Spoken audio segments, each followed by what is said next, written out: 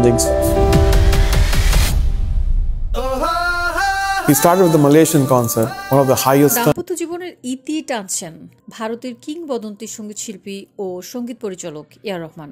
2024 সালের শেষে এসে ভক্তদের মন খারাপ করে দিলেন কাজের মাধ্যমে নয়, তার ব্যক্তি জীবনে বিচ্ছেদ নিয়ে। অস্কারজয়ী সঙ্গীত পরিচালক এ আর রহমান ও তার স্ত্রী সায়রা বানু 29 বছরের দাম্পত্য জীবনের ইতি টানতে চলেছেন। এ প্রসঙ্গে সায়রা বানুর আইনজীবী বন্দনা শাহ একটি আনুষ্ঠানিক বিবৃতিও প্রকাশ করেছেন। বিবৃতিতে বলা হচ্ছে, সায়রা বানু ও তার স্বামী প্রখ্যাত সঙ্গীত পরিচালক এ আর রহমানের পক্ষ থেকে বন্দনা শাহ অ্যান্ড অ্যাসোসিয়েশন এই বিবৃতিটি প্রকাশ করেছে। দাম্পত্য জীবনের দীর্ঘ সময় পর তারা আলাদা হওয়ার সিদ্ধান্ত নিয়েছেন।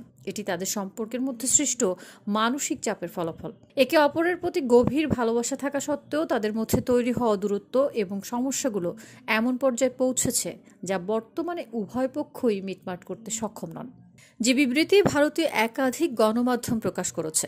বিচ্ছেদের কারণ হিসেবে এ আর রহমান বলেন, জানি না এই ভগ্ন হৃদয় আর কখনো জুড়বে কিনা, তবু এই যন্ত্রণার মধ্যেও আমরা জীবনের অর্থ খুঁজে পাওয়ার চেষ্টা করব। আমি আমার অনুরাগী থেকে শুরু করে বন্ধু সবাইকে বলছি, আমরা এখন যে এই ছিন্ন বিচ্ছিন্ন সম্পর্কের মধ্য দিয়ে যাচ্ছি সেটাকে সবাই সম্মান করবেন।